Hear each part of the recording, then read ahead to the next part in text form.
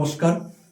West Bengal state university fourth semester Bangla major এর suggestion DS7 আমরা আজ প্রকাশ করব শেষের কবিতার সুন্দরবন ইউটিউব চ্যানেলের মাধ্যমে।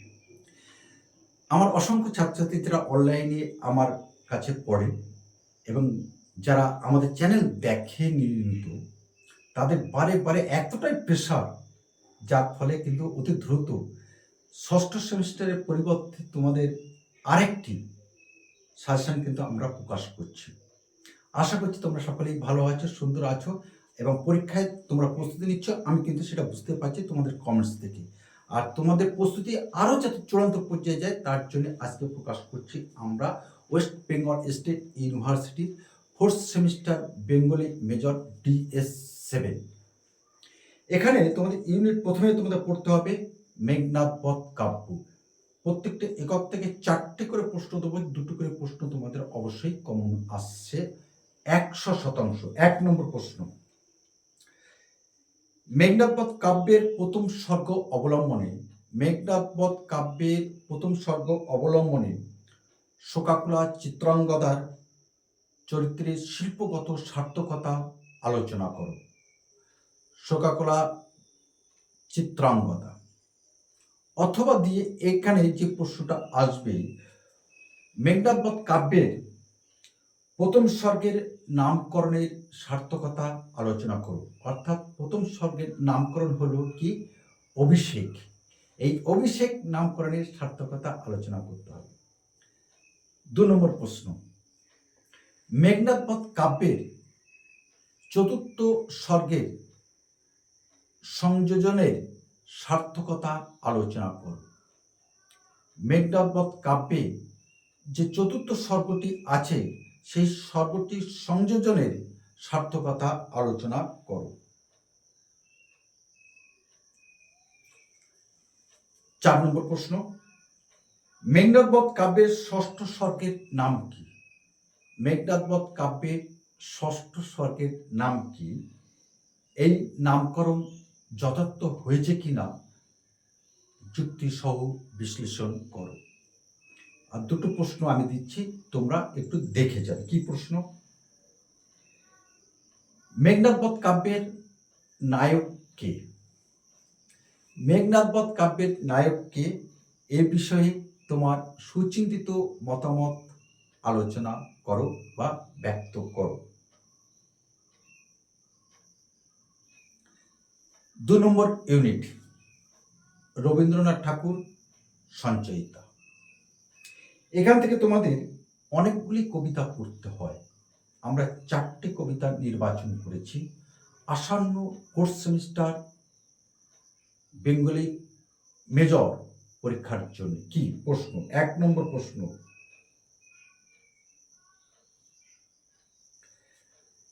জয়দ্রথ প্রবল সাম্রাজ্যবাদীরা মানব ইতিহাস রচনা করেন না, করে কর্মমুখর চলমান জনতা। ওরা কাজ করে কবিতায়। রবীন্দ্রনাথ এই সত্য কিভাবে উপস্থাপিত করেছেন আলোচনা করব। দ্বিতীয় 3 স্টার কোশ্চেন, যেতে নাহি দিব কবিতায় জীবন প্রীতির সাথে বৃহৎ চেতনার যে দ্বন্দ্ব উপস্থাপিত হয়েছে তার স্বরূপ আলোচনা করো। অর্থাৎ যেতে নাহি দিব। 3, তুমি বৃক্ষ আদি প্রাণ। এই উচ্চারণ রবীন্দ্রনাথের কোন কবিতায় আছে? তুমি বৃক্ষ আদি প্রাণ, এই উচ্চারণ বা এই উদ্ধৃতি রবীন্দ্রনাথের কোন কবিতায় আছে? বৃক্ষকে যুগ যুগান্তরের প্রতিনিধি হিসাবে এই কবিতায় যেভাবে আখ্যায়িত করা হয়েছে তা কবিতাটি অবলম্বনে আলোচনা করো। 4 নম্বর 3 stars question, very very most important question. Rabindranath ঠাকুরের মানসী কাব্যের মেঘদূত কবিতাটি কালিদাসের মেঘদূত কাব্যের নবভাষ্য আলোচনা করো। আর দেখে যাবে চঞ্চলা কবিতাটি। এই চঞ্চলা কবিতা থেকে তোমাদের যে প্রশ্নটা আসে, চঞ্চলা কবিতাটিতে গতিচেতনার অভিব্যক্তি কিভাবে কাব্যরূপ লাভ করেছে আলোচনা করো। এবার আমরা থার্ড ইউনিট আলোচনা করব। থার্ড ইউনিট তোমাদের আছে কে? জীবনানন্দ দাশ, যিনি প্রকৃতি প্রেমিক এবং তার একমাত্র পরিচয় মৃত্যু চেতনার কবি। সেই মৃত্যু চেতনার কবি জীবনানন্দ দাশের শ্রেষ্ঠ কবিতা থেকে তোমাদের 2026 সালে যে প্রশ্নগুলো তোমাদের আসবে পরীক্ষার হলে, আমরা সেই প্রশ্নগুলো সেই দাগে তোমাদের তুলে দিচ্ছি। অবশ্যই কিন্তু তোমাদের এই প্রশ্নগুলো পরীক্ষায় আসবে। আর এই মুহূর্তে যারা আমাদের চ্যানেলে আছো, আমার সুপ্রিয় ছাত্রছাত্রীর কাছে অনুরোধ, প্লিজ সাবস্ক্রাইব আওয়ার চ্যানেল এবং share to your friends and your group. কারণ তোমার একটি শেয়ার, তোমার একটি কমেন্টস কিন্তু আমাদের আরেকটি ভিডিও তৈরি করতে কিন্তু প্রবলভাবে উৎসাহ সঞ্চার করে। কারণ তোমরা বারে বারে আমাকে বলছো যে স্যার আমাদের পড়াশোনা তৈরি করার জন্য, পরীক্ষা তৈরি করার জন্য আমাদের সাজেশনটা আগে দিন। আমার ষষ্ঠ সেমিস্টার পরীক্ষা জুলাই মাসের ফার্স্ট উইক থেকে, তাদেরকে রেখে কিন্তু তোমাদের অনুরোধের জন্য কিন্তু এই ভিডিওটি আজকে আমরা তৈরি করছি। সুতরাং তোমাদের কাছ থেকে ম্যাক্সিমাম নয়, মিনিমাম সহযোগিতা কিন্তু আমি প্রত্যাশা করতেই পারি। আর অবশ্যই বন্ধুদের মধ্যে শেয়ার করে দেবে। আর এই মুহূর্তে যদি তুমি আমাদের চ্যানেল নতুন এসে থাকো, অবশ্যই সাবস্ক্রাইব করে আমাদের পাশে থাকবে। বেল আইকনটি কিন্তু অবশ্যই প্রেস করবে, কারণ এই ভিডিও সর্বপ্রথম আমরা তোমার কাছে পৌঁছে দিতে চাই। 1 নম্বর প্রশ্ন যমদাসের শ্রেষ্ঠ কবিতা থেকে আসবে। জীবনানন্দ দাশের রূপসী বাংলা কাব্যগ্রন্থের কবিতাগুলিতে অঙ্কিত হয়েছে চিরন্তন বাংলার চেনা মুখের প্রতিকৃতি। এ মন্তব্যের আলোকে বাংলার মুখ দেখিয়াছি কবিতাটির শিল্পরূপ বিচার করো। বাংলার মুখ দেখিয়াছি কবিতাটির শিল্পরূপ আলোচনা করো। 2 নম্বর 3 স্টার্স কোশ্চেন, অদ্ভুত আধার 1 কবিতায় উত্থাপিত অন্ধকারের স্বরূপ ব্যাখ্যা করো এবং কবির দৃষ্টিভঙ্গির পরিচয় দাও। 3 নম্বর যে প্রশ্নটা তোমরা করবে, আবার আসিব ফিরে বাংলার নদী মাঠ ক্ষেত ভালোবেসে, কোন কবিতার অংশ? কবি ফিরে আসার আকাঙ্ক্ষা এই কবিতায় কিভাবে কাব্যরূপ লাভ করেছে তার পরিচয় দাও। Next 3 stars question, most important, পরীক্ষায় আসবেই। এই পথে আলো জ্বেলে এ পথেই পৃথিবীর ক্রম মুক্তি হবে। এ পথেই আলো জ্বেলে এ পথেই পৃথিবীর ক্রম মুক্তি হবে।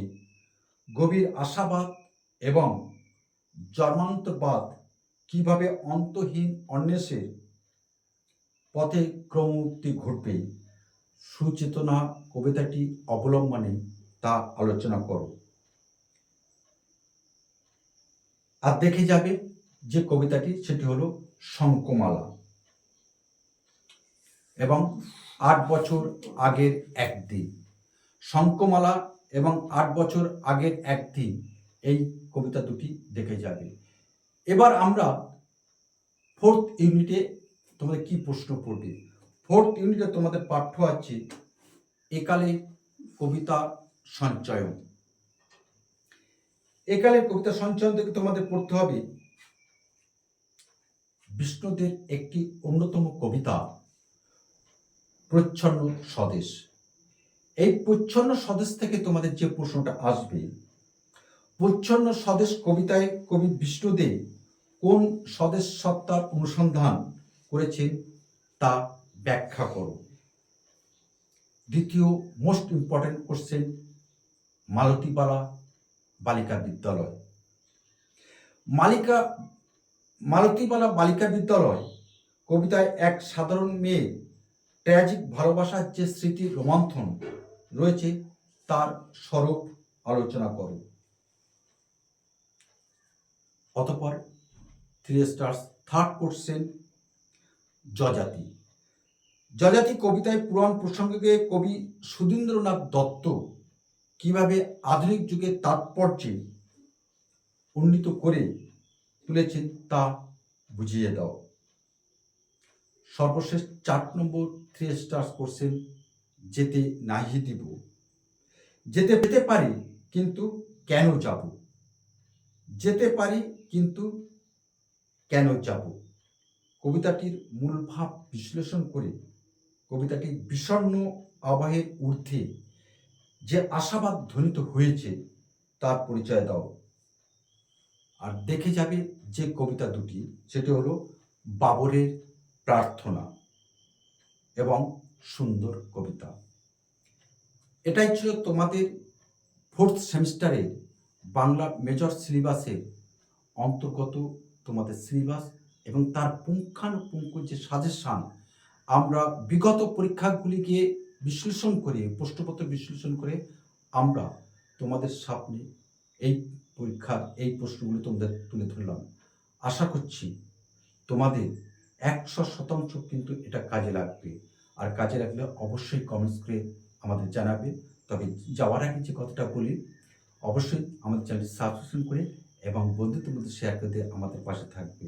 আজ তবে আমরা রাখলাম, আগামী কোনো একটা সময়ে নিশ্চয়ই তোমার সাথে আমাদের আবার সাক্ষাৎ হবে ঠিক এরূপভাবে। নমস্কার।